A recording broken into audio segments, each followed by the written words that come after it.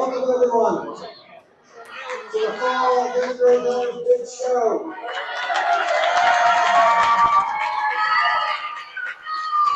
Yes? Thank you very much. Oh, we got that. All right, everyone. For the past 7 weeks, we've had 10 wonderful students writing with 5 mentors to create original stories with original characters, getting ready right now to be performed for you.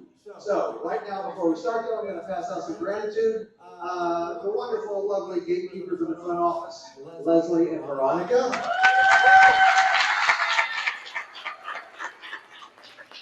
And your teachers, Dominic Carnell, Danielle Eaton, Tiffany Torres,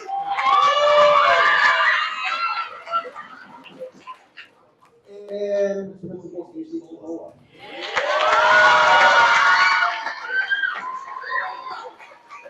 Very good. And I want to give a shout out to our video back here from Banks Family Tech. That is Cameron back here. He'll be giving us a live lesson show in about a week or so everybody can rewatch some fun. And, well, last but not least, stars of stage, screen, and probably some gnarly TikTok stuff, are actors right here. The best of all right. All right, very good. Oh, it's Greg Holman, I'm sorry.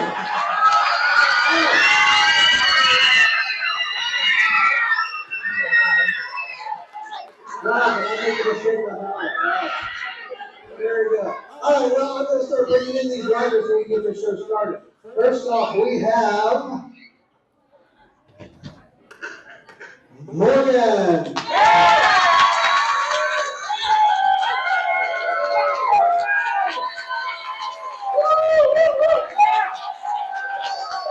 And then we have Alicia.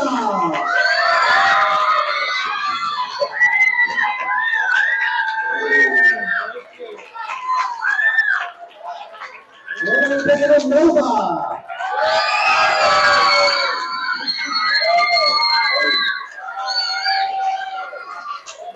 Joshua.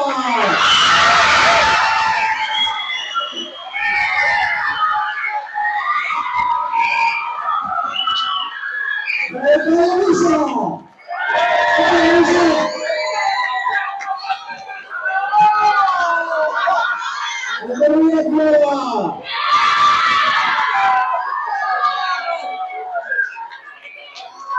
I believe. And Lisa.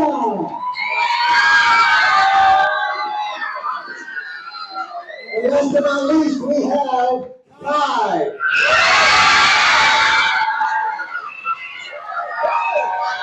And look at there, we got Richie up there.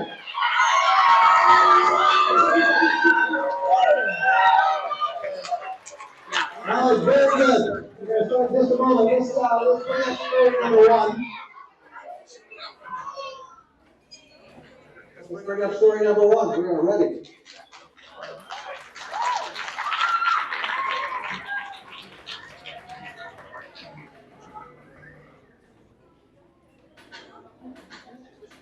Hello, I'm Savannah, and I had the pleasure of working with Alicia and Morgan.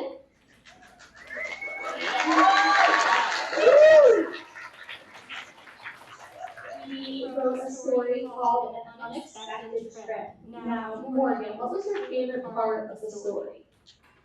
Lucy at the fall. She liked the part when our main character is in the car, Waiting City. And Alicia, what was your favorite part of Young Storytellers? Probably my creative characters. Yeah, they did a really great job of creating these characters. I hope you enjoy it, and the tagline is, go after what you want and then chase the sun.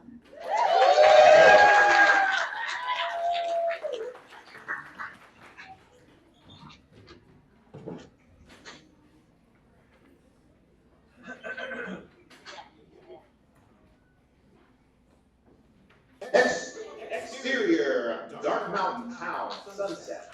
Polly, a 20-year-old, reserved and quirky girl, lays on the grass with her dog, Autumn, and cat, Ruby.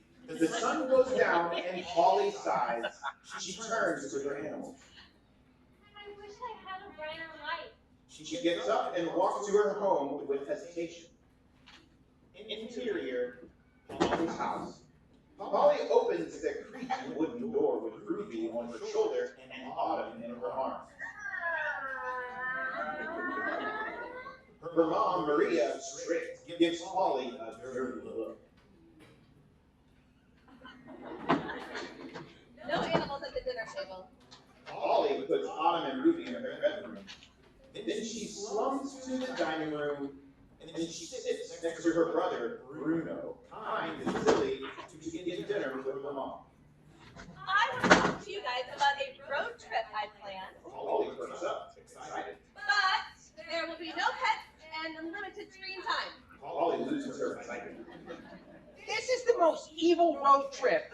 Where are we going anyway? We're going to northern Canada. Why don't we go south or west? Because there is a really nice college there I want you to check out. Polly gets up from the dinner table and storms to her room.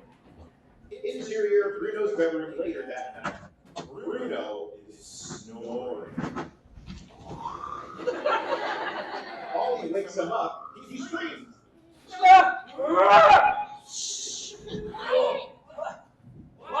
Why are you interrupting my beauty sleep? There is no way I'm going on that road trip. I'm going on one of my own. I'm going to change my whole entire life around. Somewhere beautiful and sunny. What about Ruby and Autumn? I'm taking them with me. But I need your help. Tomorrow morning, distract Mom so I can sneak out. Okay, only if you give me all your papers from high school for me to copy. Polly thinks. She pictures herself on the beach, basking in the sunshine. Deal. Interior of Polly's house the next morning. Bruno is making Maria watch a series of ridiculous dances, while Polly tiptoes down the stairs and out the door. Interior, Polly's car. Polly is in her Tesla with Autumn and Ruby, and she blasts Sabrina Carpenter and drives away. When she turns into a neighborhood with mansions, the car makes a sound. The Tesla battery is low. Polly groans, Ruby meows, and Autumn barks. The only person who knows this neighborhood is Gina. The Tesla reads a text message. Mom is only 5 minutes from finding you, and she said my really good dancing was awful. Polly takes a deep breath. Exterior, Regina's front yard. Regina, sassy, crosses her arms and looks away to Polly as Polly explains her situation. So, can you help me? Regina taps her finger against her face. Yeah, sure, whatever. Let's play. Interior, yacht on the Atlantic Ocean. Polly, Autumn, and Ruby follow Regina into a light-themed yacht. There's a hot tub, gold couches, and 7 rooms. When they're halfway to Florida, they go to the top of the yacht to look at sea creatures. Look! There's a shark!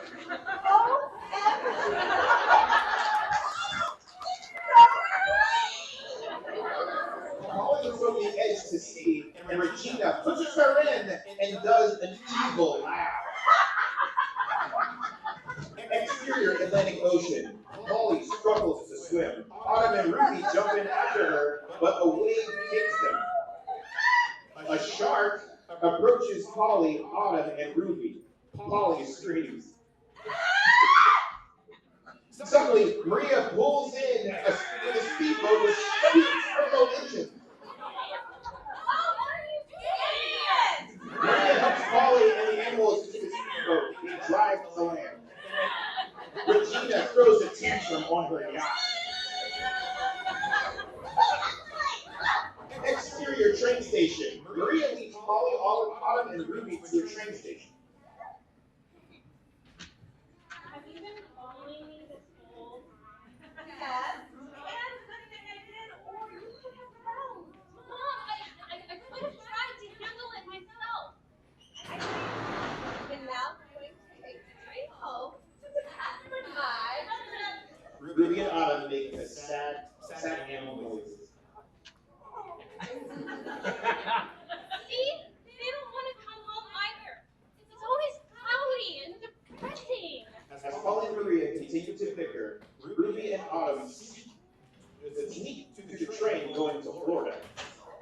train doors open, and Polly sees Ruby and Autumn hop on. Oh, Ruby!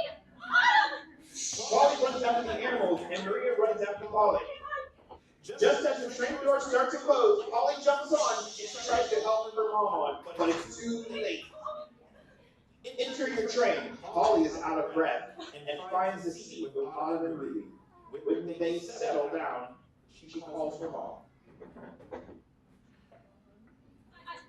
I'm so sorry. I'll come back as quickly as I can. I thought about it, and I think you're old. I think you're independent and old enough to live by yourself. You changed your mind, Mom. The way you ran after your pet, and when you were on the boat, you looked so happy in the sun. Thank you so much, Mom. I love you. Polly smiles as she looks out the train window. Exterior beach, sunset, 2 years later. Polly's on the beach watching the sunset with Ruby and Autumn. She's wearing her bakery work uniform. Her phone rings. Maria and Bruno are FaceTiming her. Polly looks surprised. Hi, Polly. How have you been? I have a surprise for you. What is it? We're coming to visit! And I'm going to show you all my new dances. Polly laughs. Autumn barks happily, and we begin.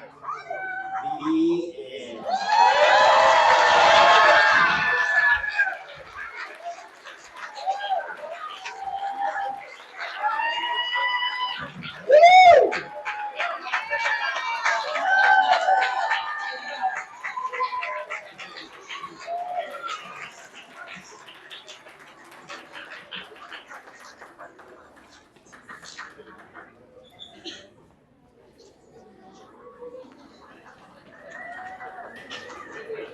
Wonderful story, wonderful story. Congratulations. Great group of writers there. Story number 2 coming up, Isu, Adventures Not in Space, mentored by Linda Trujillo. Come on up. Written by Linda and Joshua.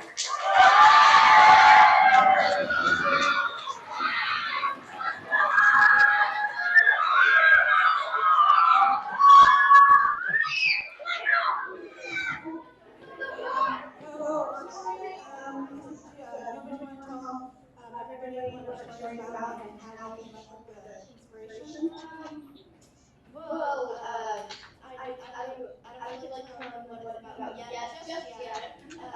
But the inspiration is one day I wrote this character named Gisu. Unfortunately, my sketchpad is not with me today. Kind of broke. But if anybody wants to see the drawing, I'll probably have some time soon.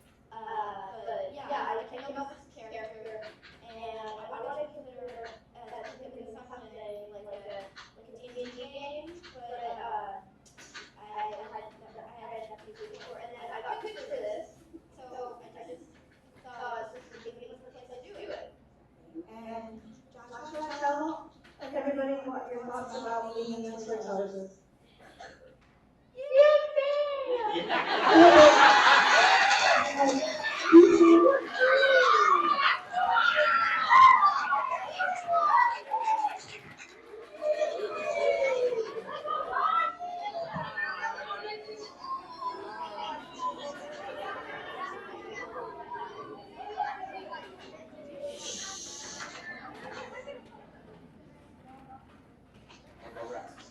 Gisu, Adventures Not in Space.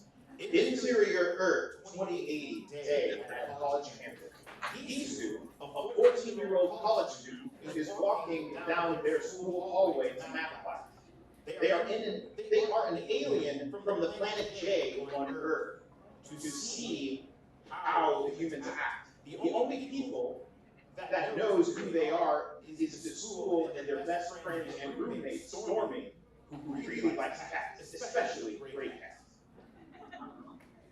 Hi, I'm Gisu. I'm 14 years old and I'm in college.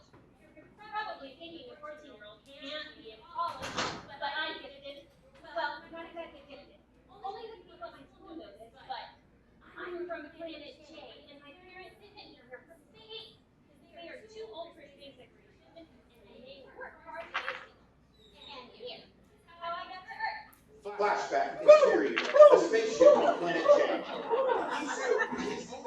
passenger in the spaceship besides the pilot. We're about to take off. Make sure we're still for sure. And check your walkie-talkie. See minus 10 seconds. Check. Check. 10, 9, 8, 7, 6, 5, 4, 3, 2.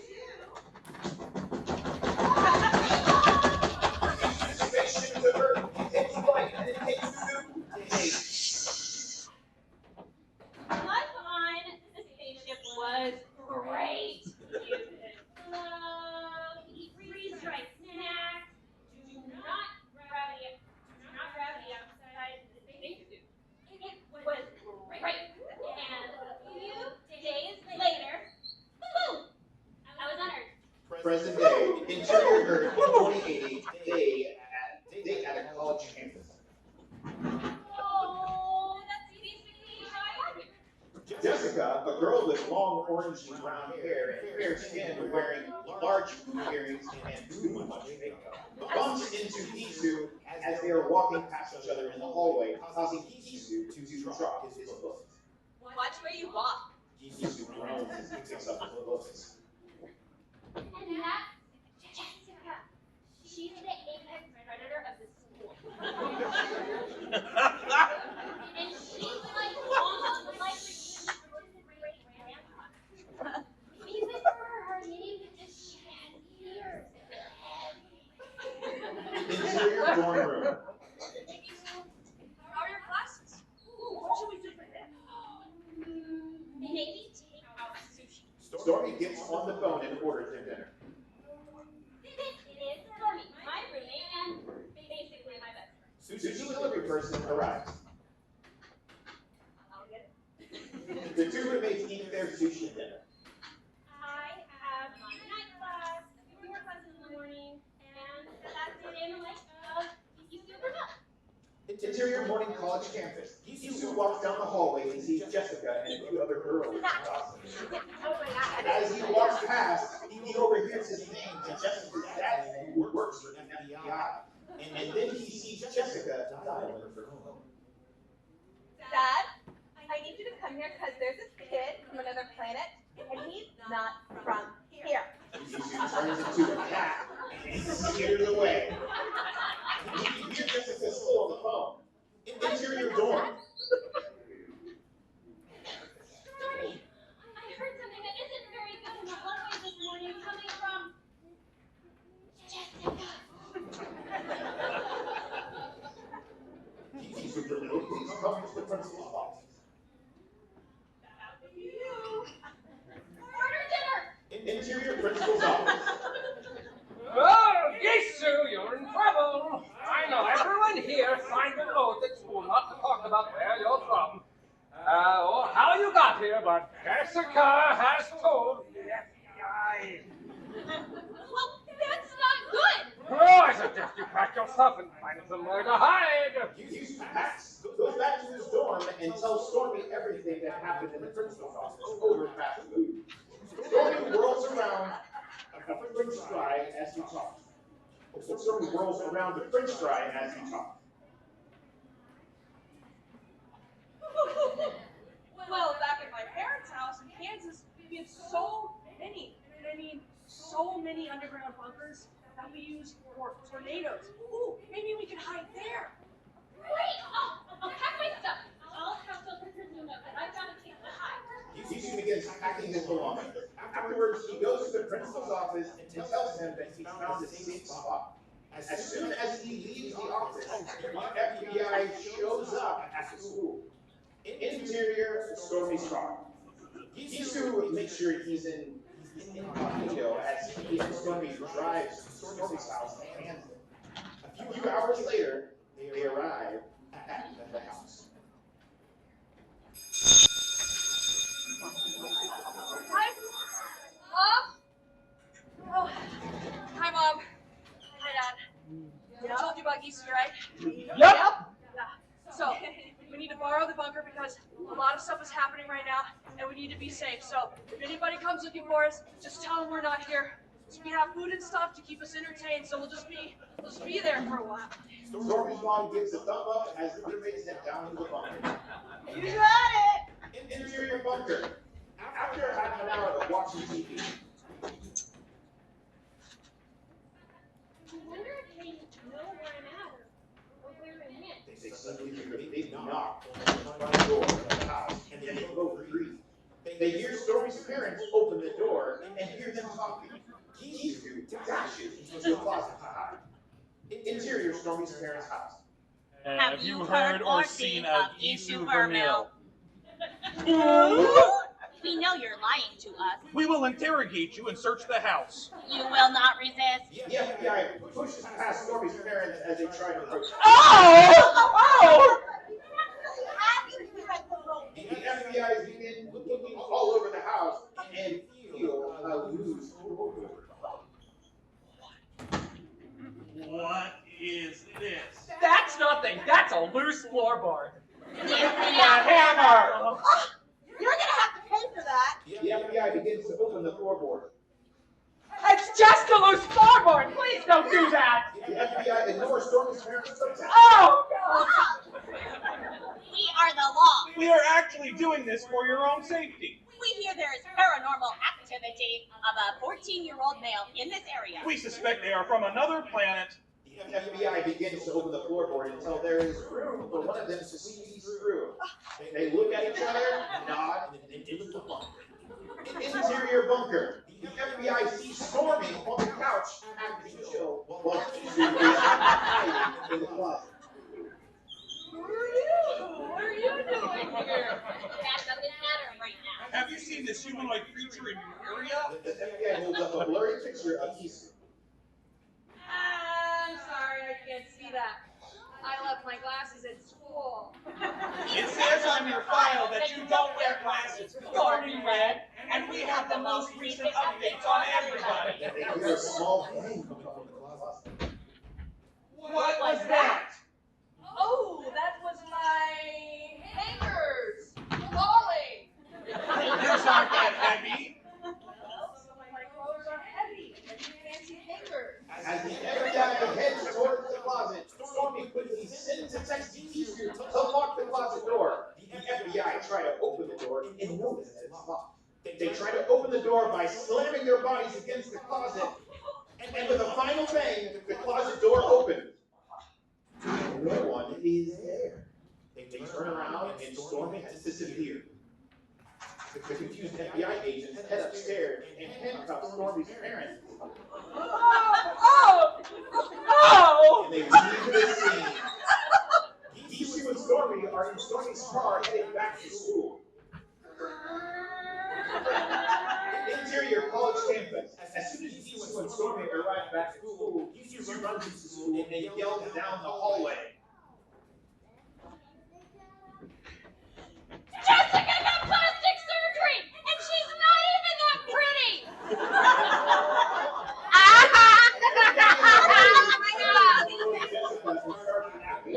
Jessica looks around embarrassed and runs away. Kisu and Stormy run towards the principal's office and bust open the door.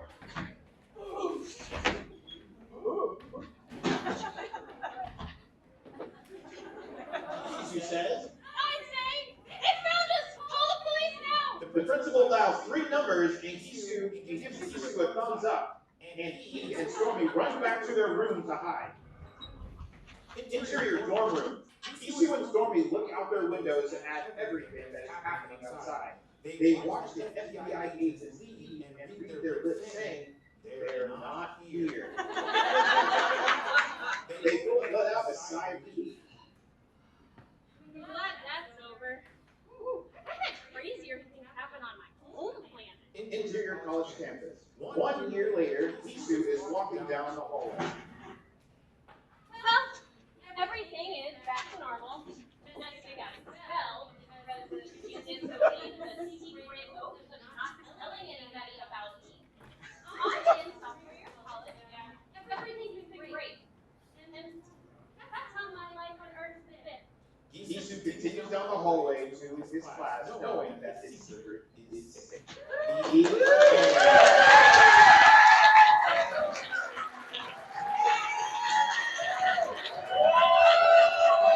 Congratulations, Linda. Joshua. Congratulations. Great work. Very good. Now, next up, we have Louisa Robinson and Mary Salazar, mentored by Shaka.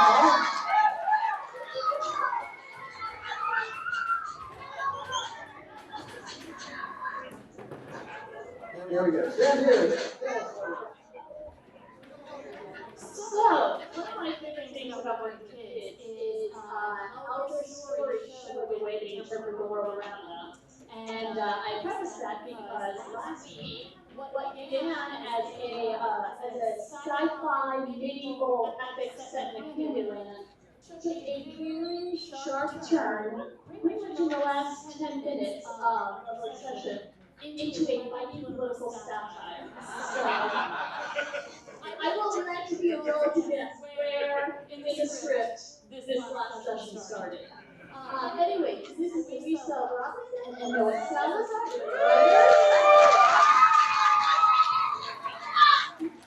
Lisa, tell us how you guys came up with the story.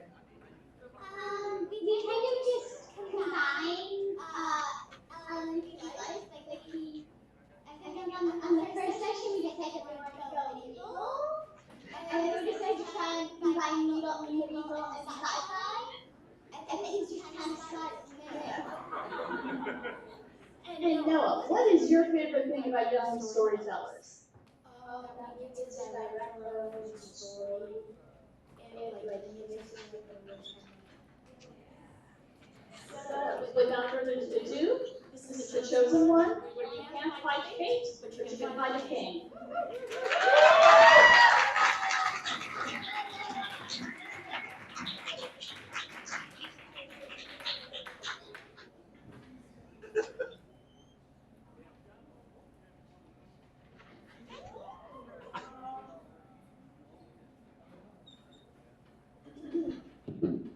Open on the blank screen, not a sound except for the law and order, dun dun.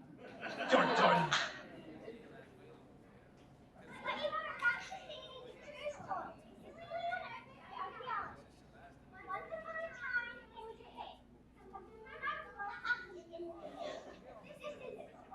In the sound, the law and order, dun dun, a second time.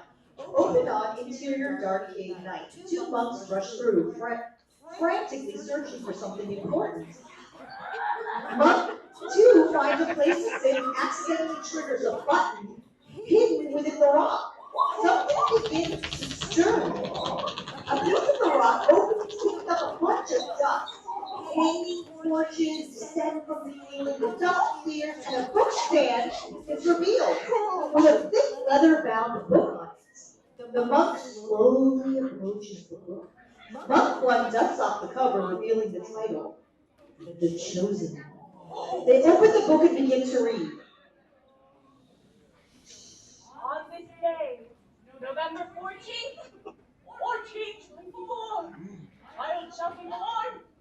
He will challenge the king and prevail at the great fear of our time. November 14th is today. But You must never find out at all. The monk rushes to bury the book.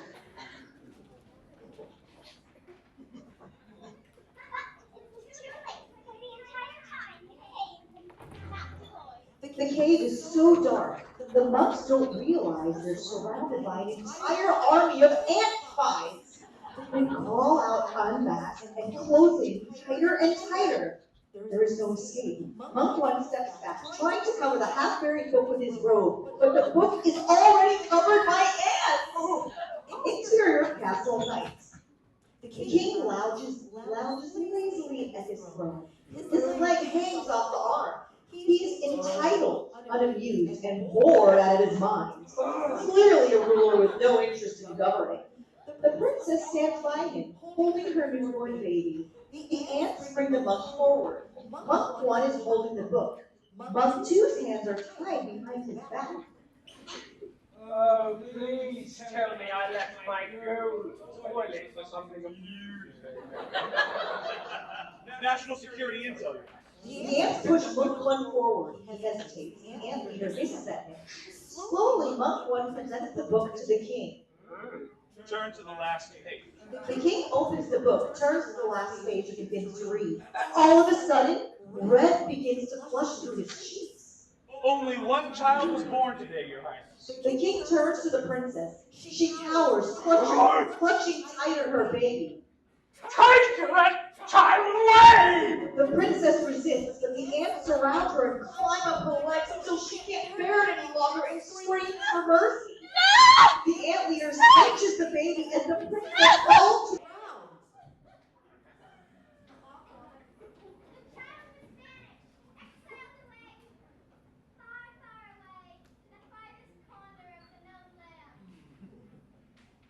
The king settles back into the throne. The princess, still on the ground, sobs heavily, but the king is too smug and pleased with himself to care. We shall never know from whence we came from. Exterior village in front of the monastery, day. Title over 16 years later. Jefferoni walks through the bustling square trying to balance all his groceries, but he trips, the apples tumble out of the bags. One rolls across the street and stops at the feet of Vanessa, who's standing at the monastery entrance. She picks it up and tosses it a couple of times as Jeff nears her. You need help there, buddy? Jeff's groceries are piled so high he can't even see where he's going. Vanessa pushes the door open and he stumbles through.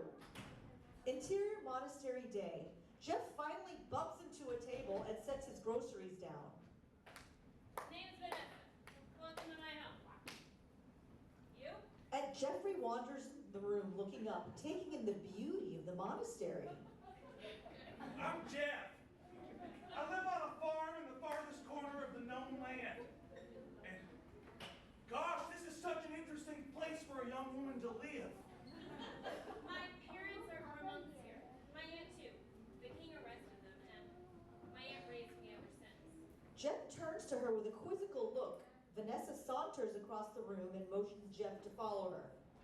Interior monastery library, day. Vanessa walks to the bookcase. She pulls a book and the entire wall opens, revealing a thick, leather-bound book on a stand. She beckons Jeff. As he approaches the book, she sees the title, The Chosen One. My parents found it in a cave, and the ant spies caught them. They've been in a dungeon ever since. The king banned the book, but my aunt stole it while it was waiting to be processed. Jeff opens the book and begins to read the last page. The princess's son was born that day. The king banished him to the farthest corner of the land. 1492? That's exactly the same year I was born. Vanessa looks at him and scrutinizes. The gears are turning in her head. Did you say you live in the farthest corner of the known land? Suddenly, Jeff stops reading and immediately locks eyes with Vanessa. With each of his protestations, Vanessa takes a step closer to him. Oh, no. No, don't you even. I'm a farm boy. I'm not a fighter. I lead sheep, not humans. I just came here to get groceries, not lead a revolution. Sorry, dude. Prophecy's a prophecy. You can't fight fate. But you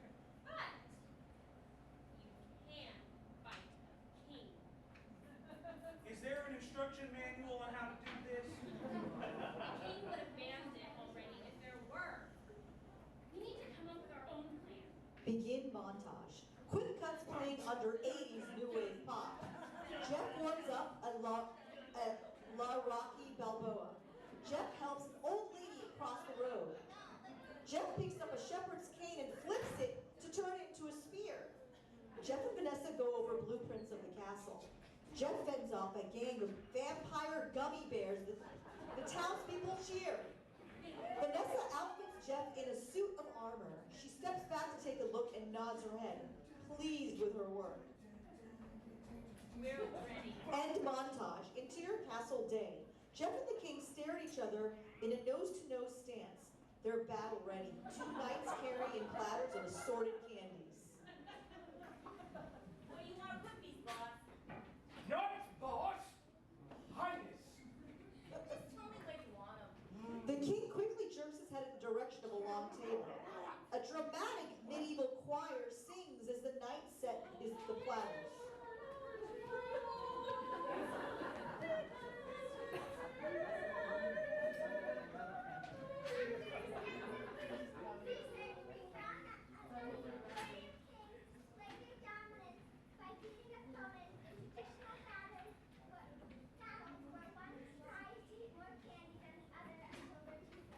A beat passes, and then the king breaks his stance to address his knights.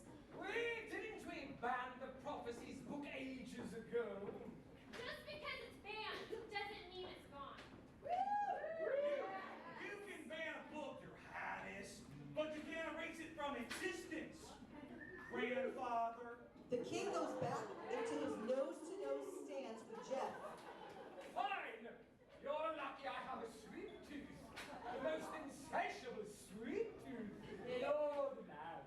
The king and Jeff break their stance and move to the table, one at each end. Many come to challenge my throne, and all have lost. Will you prevail in this battle to a fate worse than death? Cavities! Soprano in the choir sings a high C, and the king and Jeff begin stuffing their faces with candy. Interior castle later, title over, 2 days later. The king and Jeff are still devouring all the candy in front of them. Finally, the king gives up. Guards! Take him to the dungeon! Jeff Peroni looks up from his platter, completely stunned. Well, you just stop! I win fair and square! I own the square! My boy, don't you know the basic rule of kingdom governance? No one notices Vanessa's creeping up behind him, holding the prophecies book. He who holds the crown makes the... Oh! Vanessa pounces. She knocks the king on the head with the book. Oh. Vanessa? Sorry, dudes, a prophecy's a prophecy. The king falls. The crowd pops off his head and rolls over to Jeff's feet. The medieval choir sings as Jeff bends down, picks up the crown, and raises it above his head. Then suddenly he drops it, and the singing stops abruptly. Jeff fumbles to the ground to grab the crown. The choir sings as he picks it up again, raises it high, and sets it on his head. Everyone turns to the king. So, answer to him now? You answer to yourselves. I don't want to be your king. Your ruler should be chosen by you. Yes, in a slightly morally corrupt voting system where everybody's vote is supposed to be equal, but really your vote means more if you live in a small, unpopulated area. Supposedly, so the candidates can't just target highly populated areas and have to spread their advertising across the land. But it is true to think that my vote means less, because I live in a city because of the other than a farm 800 miles away. Uncomfortable silence. You can hear a pin drop. Seriously, nobody wants to react. Jeff awkwardly takes off his crown. A choir member whistles a light tune. Want to run for office these days? I'll do it. I got nothing better to do these days. What if I want to run? Then we'll have an election. Okay, what's your party? Donkey? Elephant? Does it really matter? This is too much thinking. I'm going to go home. Night 2 begins to walk off. Don't go! And this, children, is history's first, is how history's first democracy.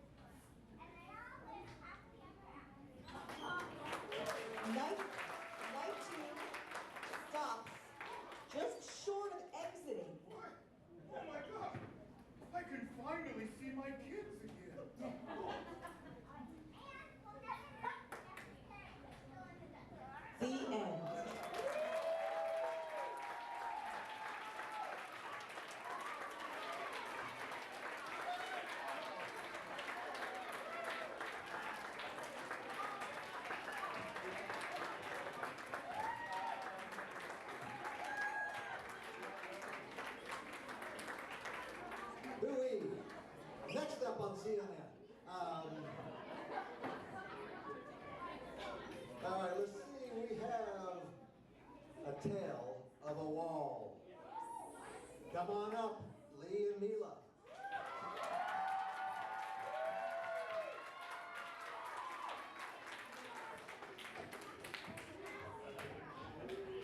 Taylor, there we go.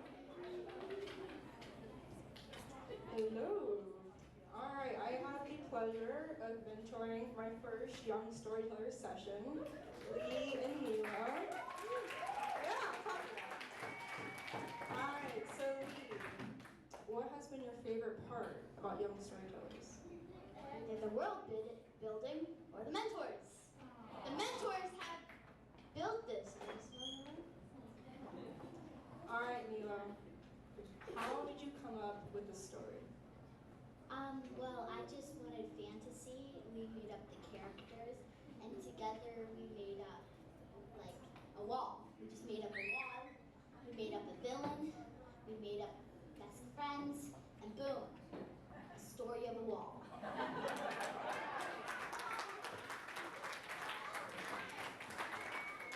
And walls shall crumble.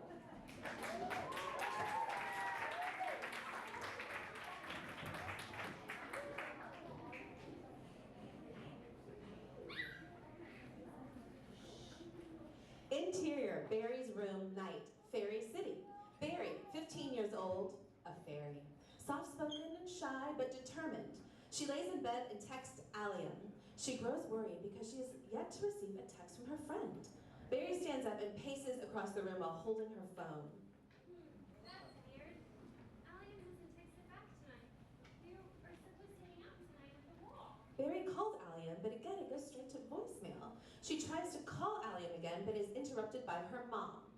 Barry, you better go to bed. It's way past your bedtime. Barry groans and gets into bed. Interior, Barry's kitchen, day. I made plans with a friend last night and I'm staying with him the whole weekend. Goodbye, bye. Wait, you don't have any luggage. Barry rushes out the door. What has that girl gotten into this time? Exterior, dusk, the wall. Barry runs through Fairy City and arrives at the bottom of the wall, out of breath. Barry turns her head left and right looking for Allium. After a few minutes pass, she thinks someone else is at the wall with her. Oh, hey, are you lost? Because I am too. Barry looks up, left, right, and finally down, where she sees the will-o-wisp. Stumbling backwards, she exclaims, What are you? Well, that's a good question. I don't know. Can I ask, why are you here? Well, And why are you on fire? well, I didn't realize that I was on fire. Well, I don't know why I'm here. Barry thinks for a moment. Do you want to come with me? Because I'm also lost. Or I guess I'm looking for my friend who's lost. Oh, okay. Barry starts to climb the wall, struggling but making good time. Will-o-wisp attempts to help, but is an inconvenience. Is this helping? You can lower your arms like you're trying to Jigger. Oh, okay. Barry and the will-o-wisp arrive at the top of the wall. Barry is relieved that the trek is over. She takes in the sight, looking around at the fairy and witch cities below. The mistress, the evil witch who rules the two cities, appears out of thin air and stands right in front of Barry.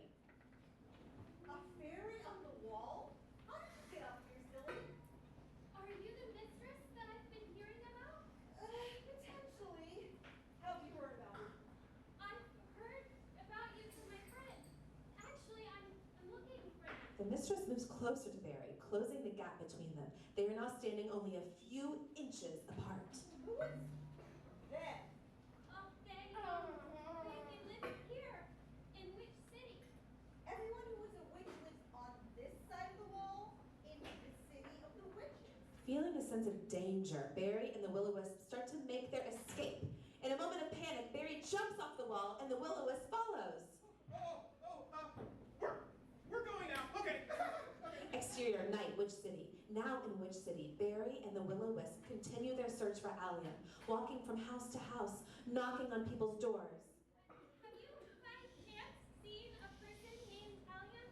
They have a hatchet pad on one side and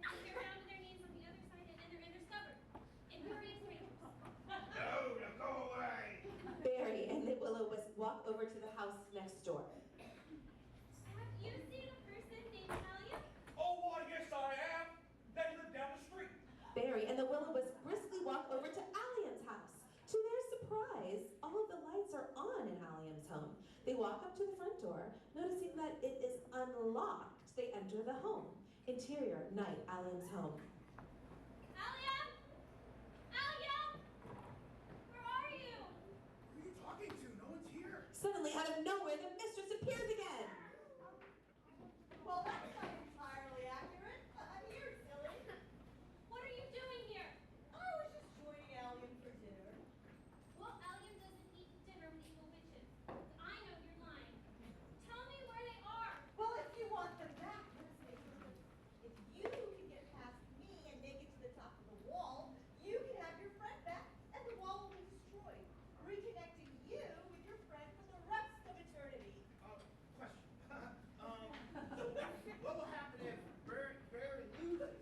I keep the wall up and Barry and Allie never speak again. Is that good with you? That is not good. But yes. Okay, you have a deal. And then next time, Will-O-Wisp, answer. Exterior, night, Witch City. Barry and the Will-O-Wisp race to the wall. They have managed to escape the mistress. Out of breath, they begin to climb the wall. Finally arriving at the top of the wall, they begin to celebrate their triumph. Exterior, night, the wall.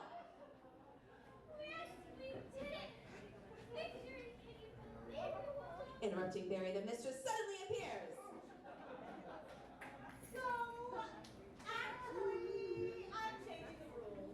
Let's have a race and decide your fate.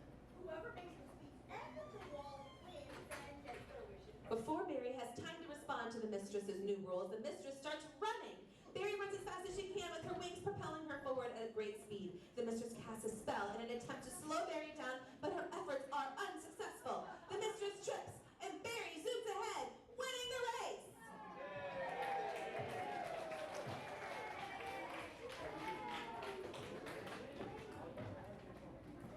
Barry says, Yes, I have won, mistress. Give back Allium and demolish the wall. Well, a deal's a deal. Now, what's my fate? You shall never step foot in either city, fairy or witch. We will meet again, Barry. We will meet again. the mistress vanishes into a cloud of smoke. In her place, Allium appears. What the? Oh my God! Allium, why haven't you responded to me in days? Well, my phone died. I couldn't find a charger. I tried to visit you at our meeting spot. The wall begins to crumble and fall apart. Barry, Allium, and the Will-O-Wisp walk away from the dust in slow motion.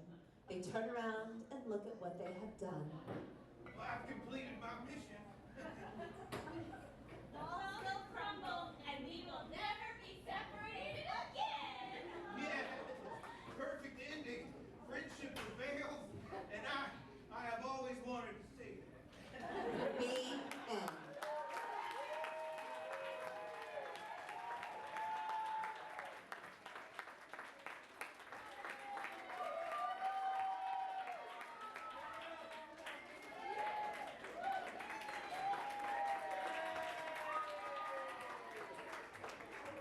All right, wonderful story once again. And for the closer, we have Purple Smarties, written by Archie Green and Kai Gage.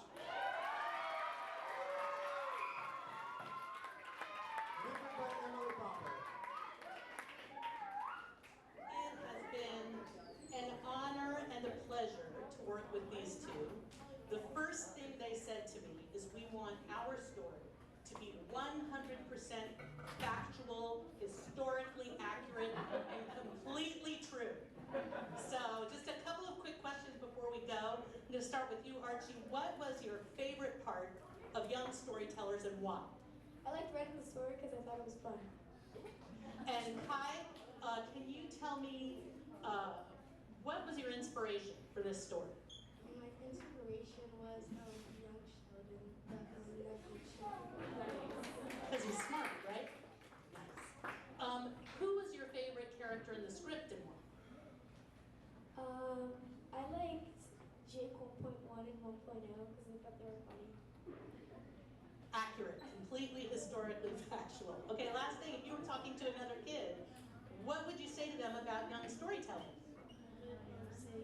they should do it because you can like bond mentors, like bond with students that you haven't met before and stuff like that. Woo! We hope you enjoy Purple Smarties like Jupiter, but stupider.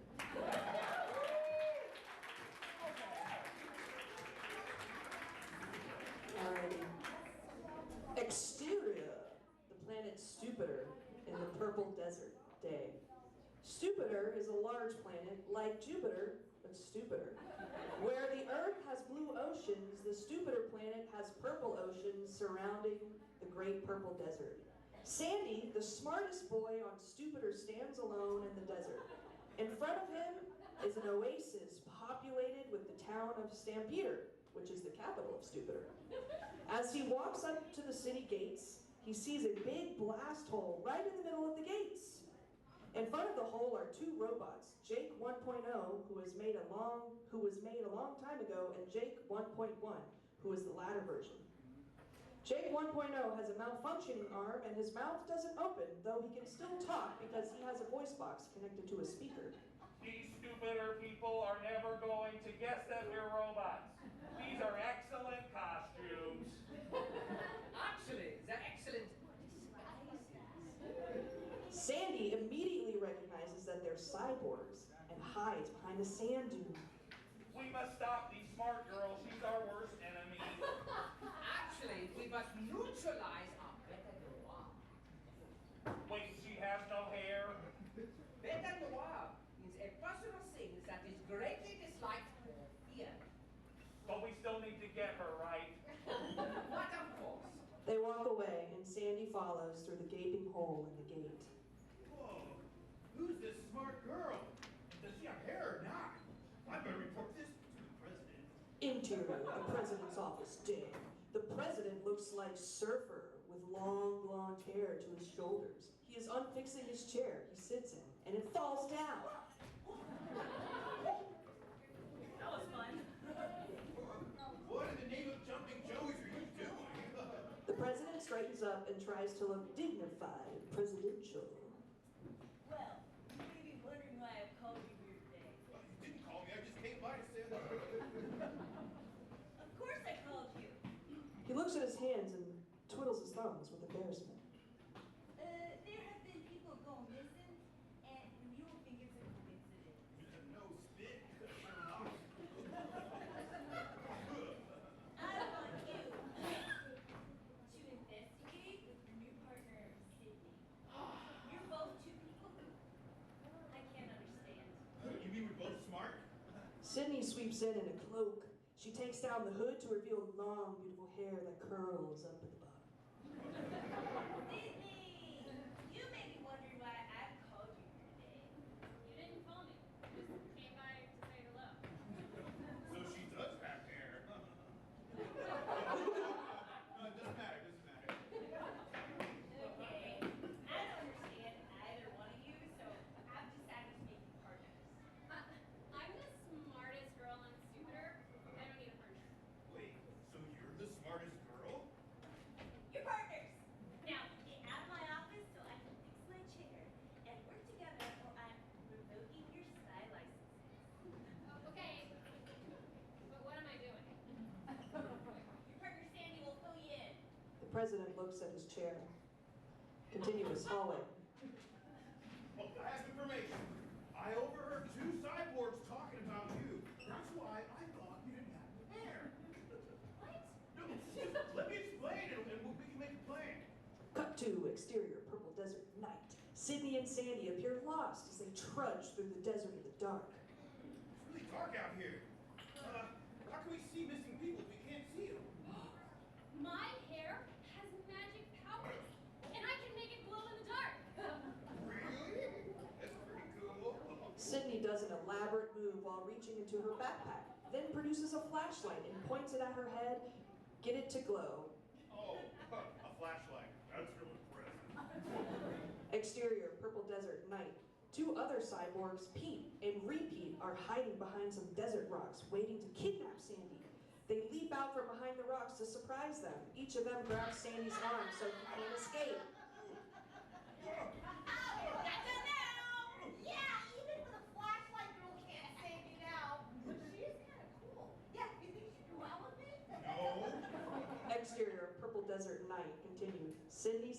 comes out of the darkness and surprises them. Not so fast! Let him go, or I will retaliate! Sandy, when I give you the secret signal, you take off. That's not a secret signal. I mean, we're standing right here. Just then, Sydney aims her flashlight at Pete, trying to blind him. It's alright, I can't see Wait, why did you kidnap me? We're just trying to find the lost people from planet Stupider like the president asked. The two Petes look at each other and nod. We're from Earth. They sent us to planet Stupider to kidnap the smart people so it wouldn't be, well, stupid. We're both stupid. Just then, Jake 1.0 and Jake 1.1 arrive, stiffly walking in like robots. What's going on here? Didn't you capture them like I ordered? The two Petes look at each other and nod, their heads no. We had to confess to them we're stupid. Repeat nods in agreement and shrugs, picks his nose in a cyborg kind of way. Yeah, like, really stupid. Because if we get rid of all of the smart people on planet Stupider, we will become the smartest. Sort of. All of a sudden, Sydney reaches into her backpack and pulls out a mini catapult, launching tiny squirrel bombs toward Earth. They make a huge Earth-size explosion, making the Earth smell like fresh roasted peanuts from Costco. The bombs attract the squirrels and they eat way too much and destroy the Earth, but it smelled good. Everyone stares in awe at the planet as it dissolves into the universe like fresh-smelling peanuts from Costco. All of a sudden, cyborgs disappear into the planet, into the purple desert, and Sandy and Sydney remain. They're really not stupid, you know. They're cyborgs. They can only do what they're programmed to do. It just requires learning some new programs. That's right. No one should sell themselves short just because they look different or think they don't know something. They can always learn something new or ask for some help from someone else, right? Right. Wow, Cindy, you're so great.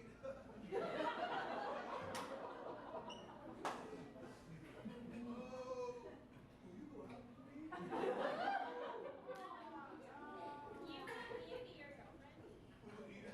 Yeah, I mean, let's go to Costco for our first date. The end.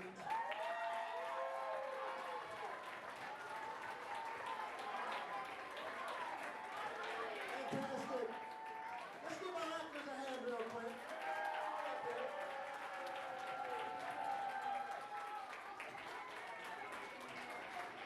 All these fabulous writers right here.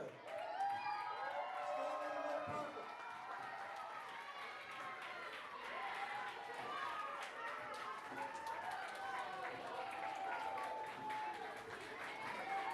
Okay, we have a request from Louise here. We all need to break into a quick chicken dance, real quick. 1, 2, 3.